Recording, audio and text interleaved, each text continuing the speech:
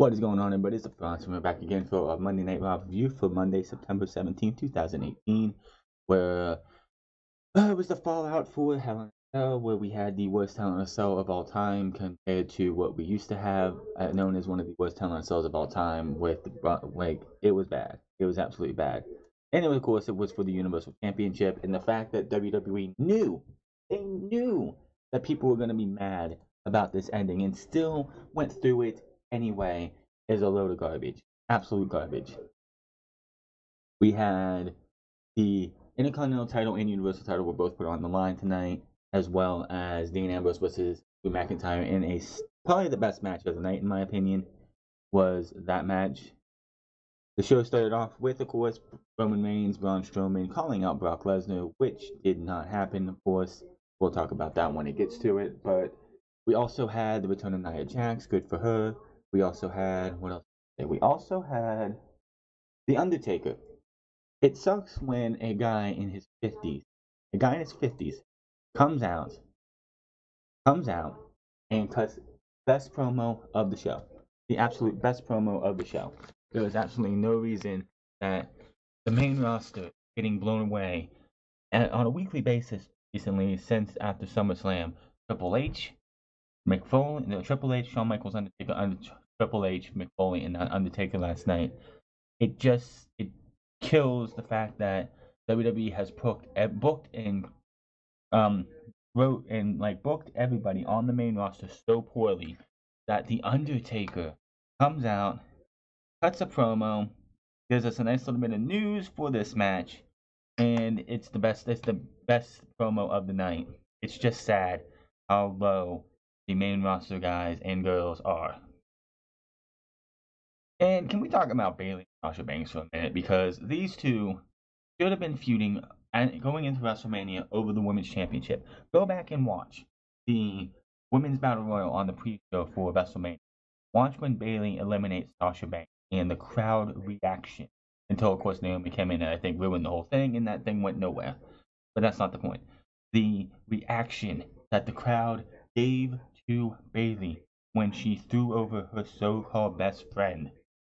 Now you have them as afterthoughts. They're having Bayley face Dana Brooke. They have these two doing bringing the kids from Connor's Cure all out to do a nice little dance with them. They are afterthoughts. They are not where they like to mention the women's match at Brooklyn, and no one ever mentions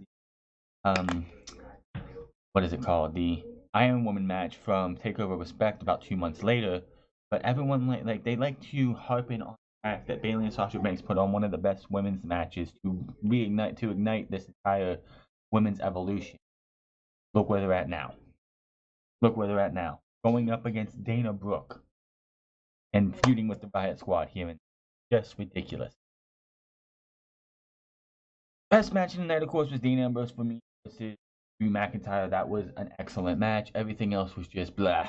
And the main event was Baron Corbin versus Roman Reigns for the Universal Championship in a match that turned into a train wreck. Not even kidding. Towards the end, why Baron Corbin's in a 20-minute match is beyond me. But we have Roman Reigns coming out, and him and Braun Strowman call out Brock Lesnar. Last night was brutal.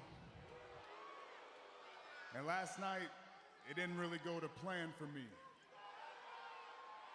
But the fact is, I woke up this morning and I am still the Universal Champion. You can still hear the boos even though they edited this audio out. And I knew Brock had his rematch, but I didn't think he was going to come down here and kick the door into hell, attack me while I was down and out. Really? Because he was doing that until WrestleMania. But I'm standing here right now, and if you want your rematch, if you want this Universal Championship, then come on out here right now, Brock Lesnar.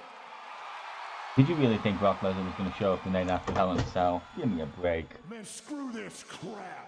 You should be thankful that Brock Lesnar came down last night, because he's the only reason you still have that Universal Championship. And it's Let's also forget that Mick Foley did count three, his hand hit the three before Roman Reigns kicked out. But let's just put that under the rug because it was just a major botch.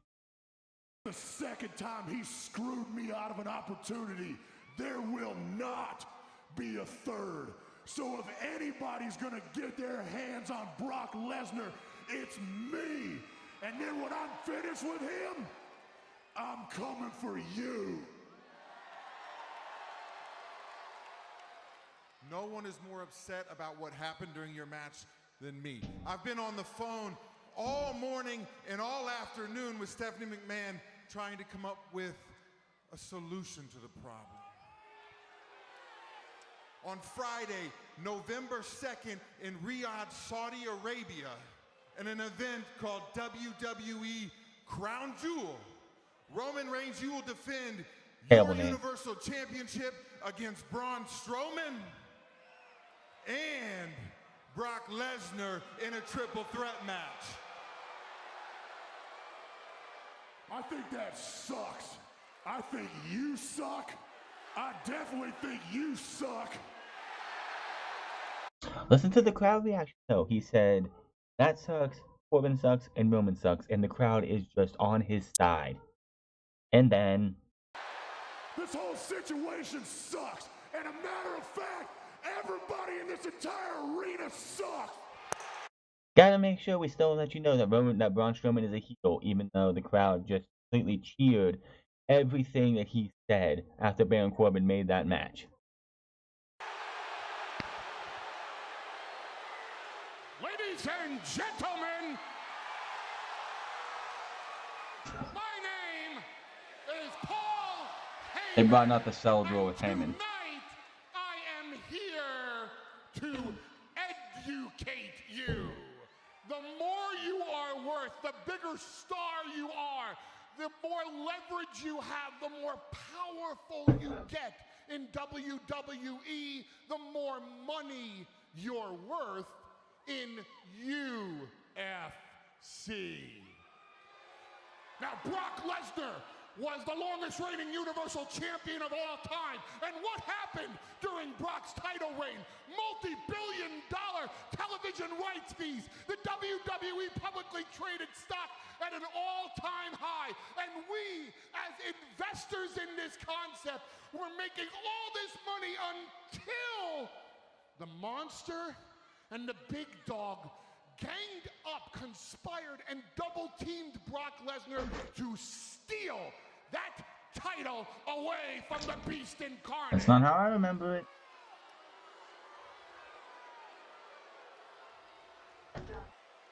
That's why Brock Lesnar came back last night and will go to the Kingdom of Saudi Arabia, where he will reclaim his championship, which gives him the right to be the definitive champion on the historically flagship show, which makes Brock Lesnar the crown jewel of WWE.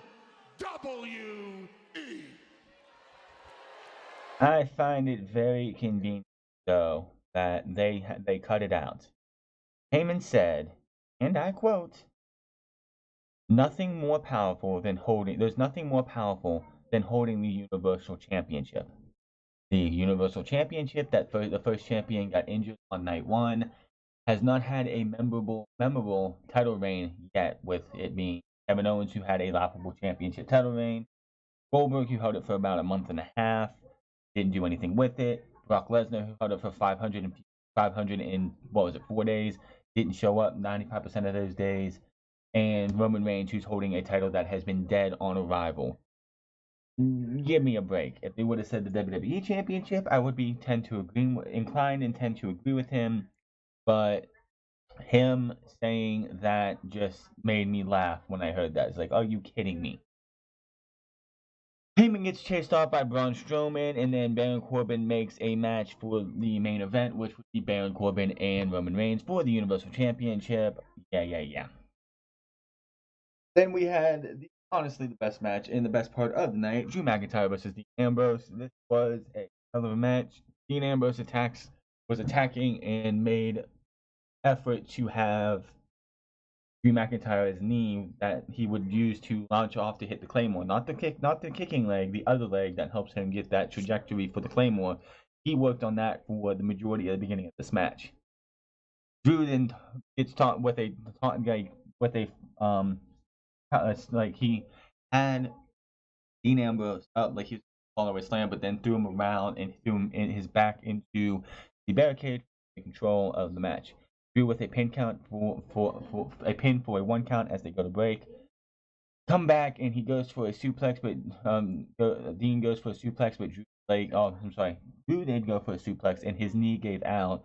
Dean rolls him up for a 2 count. Drew sent to the outside, back in, and he just slaps the taste out of Ambrose's mouth, then screams, "You are nothing, Ambrose!" Clothesline by Ambrose, 2 of them, which were nasty. He put some extra oomph into those. Ambrose shanks the head of Drew, then takes the injured leg and tries a Boston Crab, but Drew out of that and hits the Glasgow Kiss, which is that nasty headbutt. I've never been headbutted in the head by somebody besides Drew McIntyre. I'm probably sure it probably hurts. I would not want to be hit with that Glasgow Kiss. It looks like that is devastating. He puts Dean on the top rope, looks to go for something, but Dean crotches him. Drew falls into the trio woe, and with Drew dies, the trio woe doesn't really work because he's got like his head and neck up to be able to plunge himself up. So he pops up and tosses in, grabs him, yanks him to the mat. Claymore misses Dirty Deed first. Dean then went up for a 2 count. Ambrose puts Drew into a Texas Cloverleaf and does eventually get to the ropes. Dean takes his time to get off of Drew. Suicide Dean by Ambrose to the outside. Match comes to an end when Dean goes for an axe handle off the top to the outside. Drew McIntyre moves out of the way. He's like, count him out, count him out. Dean gets back at 9. Gets into the ring and eats a Claymore like that. Gets in the ring, Claymore, 1, 2, 3, and your winner is Drew McIntyre. In the back, do we have that clip or no? No, we do not. Oh yeah, we do. In the back, Baron Corbin talks Dolph Ziggler into invoking his match. Hell of a job, kid. You alright? Golden. Excellent. Let him know who's boss tonight. I appreciate that. Dude, Well done. congratulations, man. Thanks. Look, it's 1 down, 2 to go. The individual members of the Shield aren't looking too good tonight. I mean, you just beat Dean, and later, I'm gonna beat up the beaten up Roman Reigns. 1, because he deserves it. 2, because I can. And 3, because I think the Universal Championship deserves better. Agreed. And Dolph, did I hear you're thinking about invoking your rematch clause for the Intercontinental Championship tonight? No, man. No. Last night I fell off Hell in the Cell, man. You kidding me? Look, Can't man. go tonight. Look, I get it, and I understand, but Rollins is in no shape to compete either. I heard he's not even here. So if you invoke your rematch and he can't go, I'll be forced to strip the title, and you'll win by forfeit without even having a match. I become champ. Without even winning the match. Make it. Make the match. Oh, good. Did you really expect Seth Rollins not to show up? Did you really expect Seth Rollins not to show up, though? I mean, come on. This is WWE. This is Monday Night Rollins, by the way. They've got to have Seth Rollins show up. I mean, really expect him not to show up. So, okay, let's see. Let's see what happened. We see the Bellas and Natty in the back. Ronda Rousey shows up, and she is asking them about what does she do for an open challenge. Does she talk to Corbin? Does she talk to Steph? What does she do? The Bellas try to say something, and then Natty says, the guys just go out there and say something, and just go out there and just do an open challenge. So, yes, Ronda Rousey wants to initiate the Raw Women's Championship Open Challenge later. It's Rude and Gable versus the Ascension Part 3, but this time it's singles action as Gable took on Victor. Gable won this match with the deadlifting German suplex standing combination. There was a portion in this match towards the end where Connor gets on the top row on the apron. Bobby Roode looks like he's getting ready to go over and take his robe off and get the ball to Connor, but Chad Gable already took care of him. So the narrative for this is that they're eventually going to have Bobby Roode turn on Chad Gable and turn heel. The biggest problem with this is, will people care when it happens? Well, is Chad Gable over enough to get the heat that Bobby Roode needs to turn heel? Or will it just become an afterthought right after? And apparently, Bobby Roode will take on Connor next week. So the only positive out of this is the fact that Chad Gable is getting TV time. Chad Gable is well deserved of TV time. So for him to be able to get some kind of TV time, I'll take it over not having time. Seth Rollins shows up for for the show. Doesn't even know anything about this yet. Doesn't know that he's going to be in a match. But I think it's Caleb Braxton that comes in. I think that's what the thumbnail shows. Yeah, it's Caleb Braxton comes in and lets Seth Rollins know that he has a match tonight. Seth does look like he's in pain. Excuse me, Seth. We've been waiting for you to show up here tonight. You've got to still be feeling the effects of an absolutely brutal night last night at Hell in a Cell, but we just found out a little while Taking ago an unnecessary that bump. Dolph Ziggler will be invoking his rematch clause for the Intercontinental Championship tonight. And there's one more thing. Acting General Manager Baron Corbin said that if you're unable to compete, he will strip you of your championship.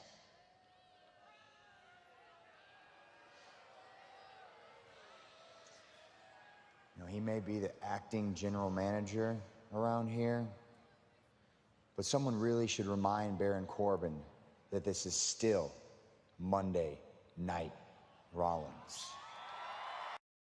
So yes, we were going to get Monday Night Rollins and him in his match. So what do we got next? Oh, The Undertaker. Hopefully they have the full thing. It is a 5-minute promo. And Undertaker is not. This entire promo was done to tell you that he is not coming alone to Super Showdown.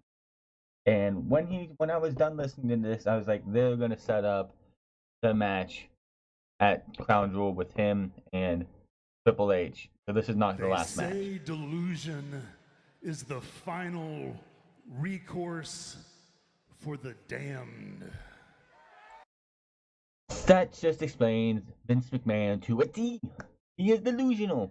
I don't know if WWE and Vince McMahon wrote a promo for Undertaker, or this is just coming from Undertaker, because that right there just explains Vince McMahon and Stephanie last Wednesday when she was at this summons saying that they listen to their fans.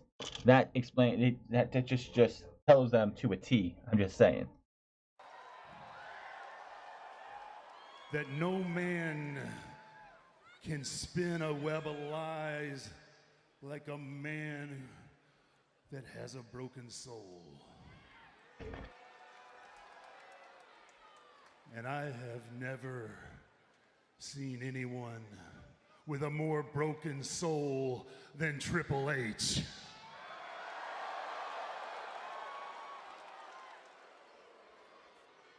Delusion will be his downfall.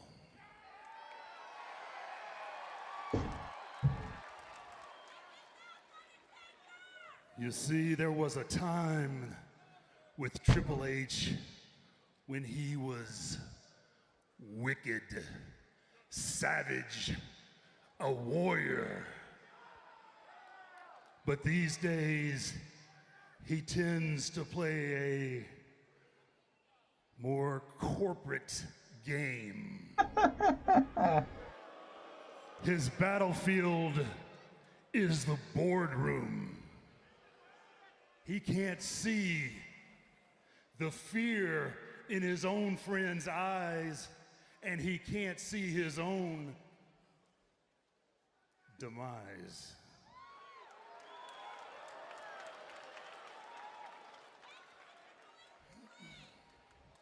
Now, I put no stock in what any man thinks, only what I know. And what I know is this. When I face Triple H for the last time, the result will be just like the first time. I will put him 6 feet under. Game over.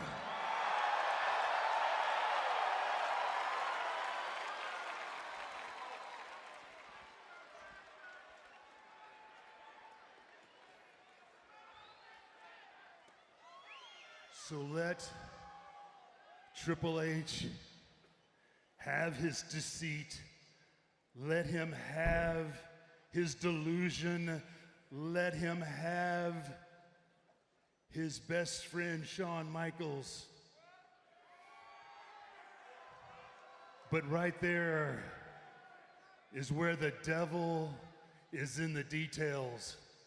Shawn Michaels is not going to go all the way to Australia to sit in the audience and watch this fight. He's going to be standing in Triple H's corner. And I'm okay with that. Because standing in my corner will be my brother, Kane.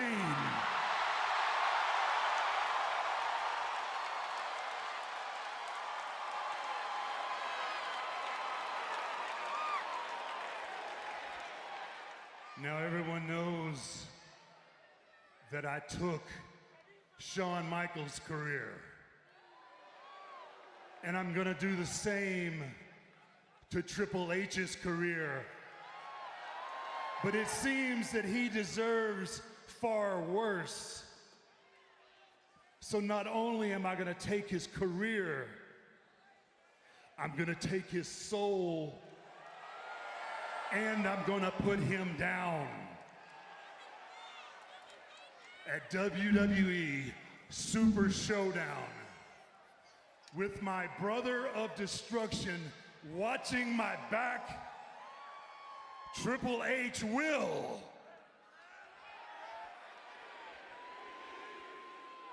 rest in peace.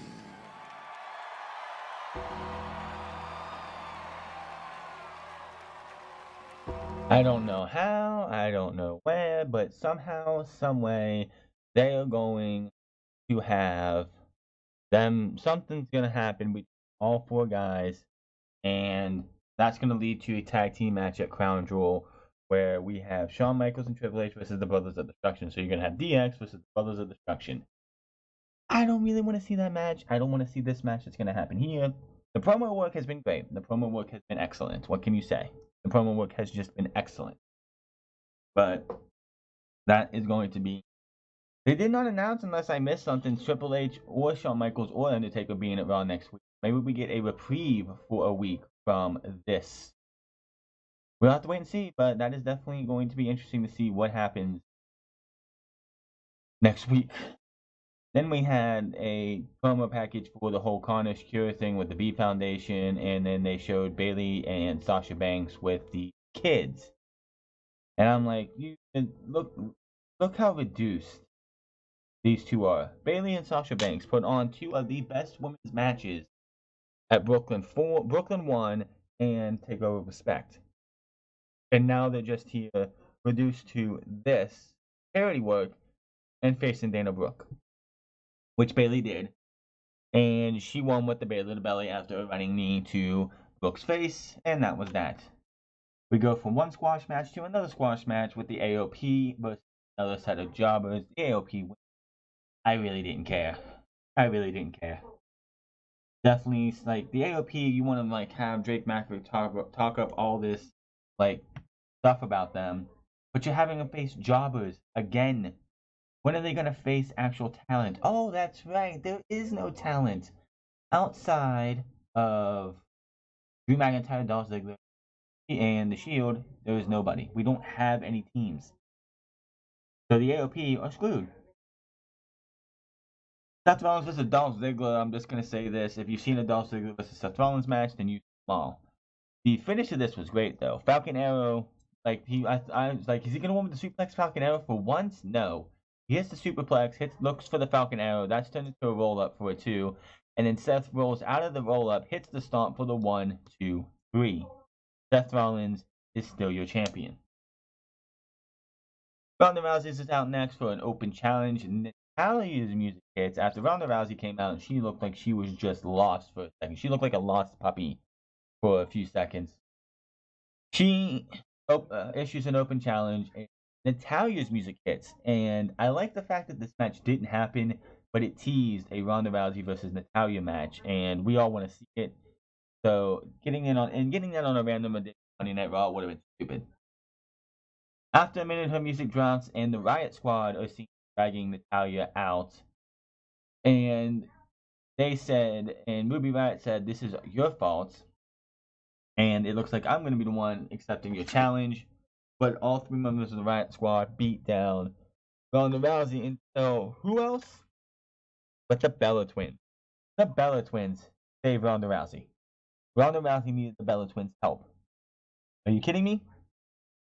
You just take the baddest woman on the planet and just start making her another person. Just another person on the roster. She is the baddest woman on the planet. Why are you having her lower herself to accommodate the Bella Twins? Ronda Rousey should have went in there when all 3 women backed them off and then beat all 3 of them down.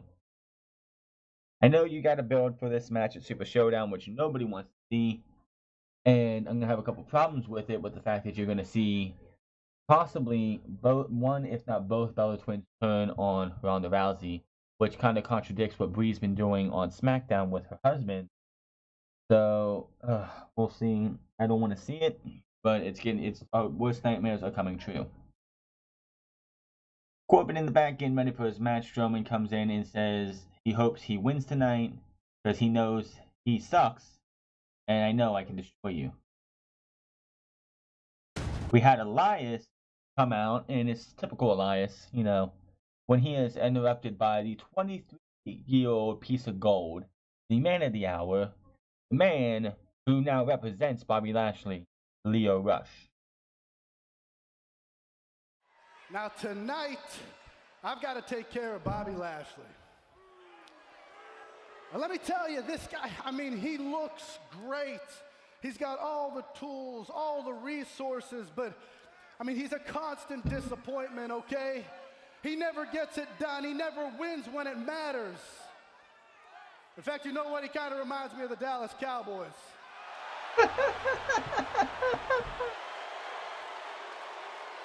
Man, did they miss the boat with Elias. Elias. I look out here and I see all the Dallas Cowboy jerseys. It's like you're proud to advertise failure. I just don't get it. Well, they do. Just like the Browns fans. What won't be a failure, what won't disappoint is my song tonight. So right now I need y'all to silence your cell phones, hold your applause, but most importantly, shut your mouths.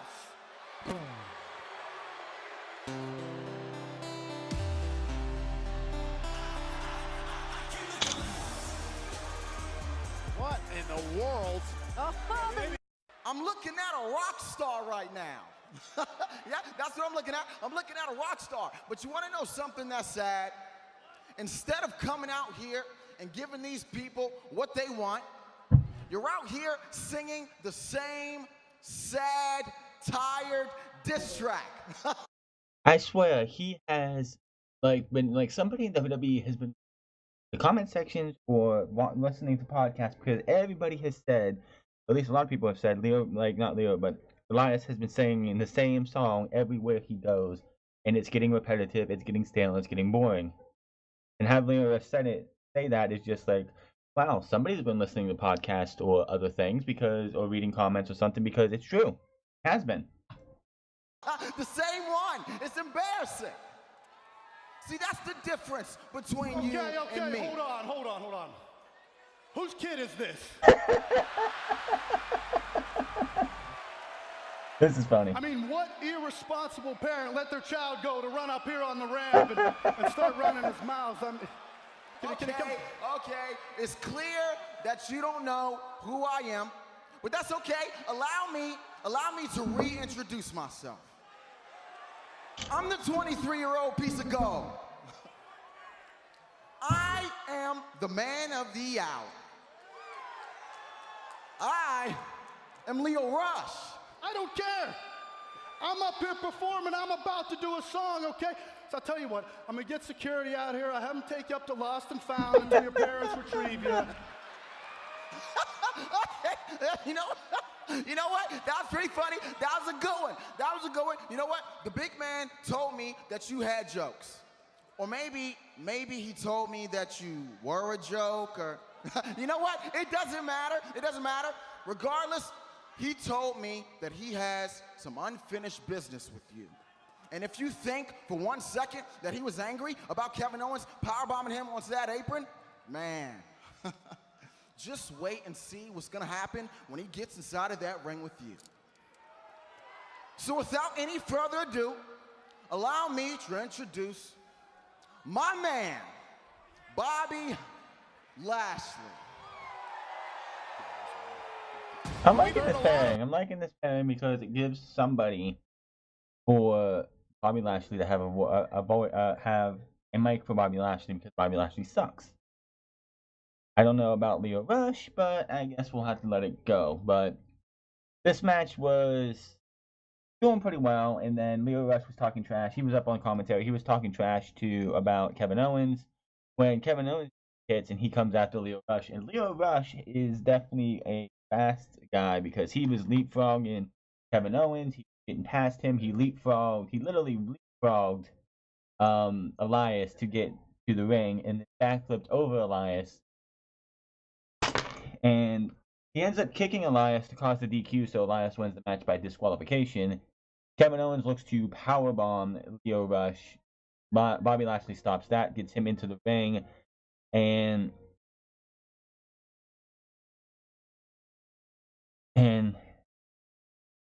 post after he knocks Kevin Owens off the apron, he picks up Leo Rush, holds him up in a power lift, and throws him on both Elias and Bobby Lashley.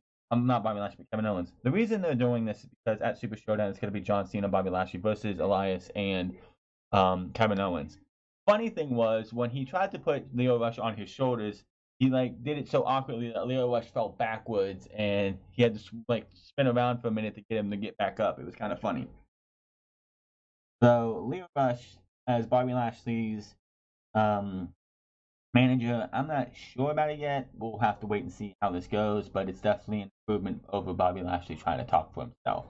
Leo Rush has way with words, whereas Bobby Lashley botches all of his ways with all of his words. Ember Moon was to take on Alicia Fox and Mickie James with a tag team, a partner of her choosing. That partner turned out to be Nia Jax. These two ended up winning the match by hitting a Samoan drop onto Alicia Fox for the pinfall. And then I'm looking at this and I'm like, there is so much time left. And Baron Corbin's music hit, and so I'm like, they're gonna have a 20-minute match at least. Why? I don't know why Baron Corbin wrestles anything more than a 5 minutes stinker, but these two had a typical Roman match, and then Braun Strowman. Well, what happened was Corbin got disqualified, of course, makes the match a no DQ, and he pretty much gets hit with I think it was a spear or a Superman punch, and 1-2 gets kicked out. Strowman eventually comes out and starts destroying Roman until Roman moves out of the corner, and Strowman hits the ring post with his shoulder. The Dogs of War come out, and then the Shield are out, and everyone is brawling. Everyone is down on the outside. Strowman gets up, and Roman goes for a dive. Corbin hits him with the right hand, but gets hit with a spear, and Reigns wins the match. The winner, and still your Universal Champion, like anybody saw him losing at all, is Roman Reigns. Seth Rollins and Nina was ring to fend off with a chair to fend off anybody else who thought about coming in. And that's how the show went off the air, with Roman Reigns Seth Rollins and Dean Ambrose in the middle of the ring while Baron Corbin disappeared, but the Dogs of War, as they wanted to call themselves, the Strowman, Drew McIntyre, and Dolph Ziggler are staring off at them from the ramp. Show was okay but it wasn't a good show. We had, for the third week in a row, Bobby Roode had Gable dealing with the Ascension. Can we get this thing over with like next week, please, so we can just move on to something else? Get Bobby Roode to be where he needs to be up against the Seth Rollins, and then maybe up against a Roman Reigns. It was a little good. I mean, the Leo Rush thing, that's kind of funny. The Undertaker thing was great. I mean, how could it not be? But Monday Night Raw was an average show. Show. I've seen better. I've seen worse. I will say this show was probably a little bit better than what they did last week. I will say that. It was definitely probably most likely it was better. It was okay, I'm gonna say this was a better show than what they did for the go home show last week. Not much better, but it was a better show. Just please, enough of the open challenges. John Cena made a thing of it. It was a John Cena thing, and now you have Seth Rollins do it. We're gonna have one from Roman Reigns, and now we're gonna have Ronda Rousey do open challenges. Please, no. But that's going to be all for your Monday Night Raw review. Make sure to hit that subscribe button. Leave me a couple comments down below. Let me know what you think of the show, what you thought of the show, what you think of this. And make sure to share this with everybody. Hit that subscribe button. Find me on Twitter at The France. Find me on twitch.tv/TheFrance08. And I will see you guys tomorrow for SmackDown Live. Fallout from what else but Hell in a Cell. What is the rectification of Samoa Joe going to be? I did see a video, a WWE.com exclusive, where Samoa Joe talked to Paige. It's going to be a no holds barred at Super Showdown. SmackDown, of course, will be starting their build to Super Showdown, even though Raw has sort of had one going on since SummerSlam. But until then, my name is France, and I'll see you guys later.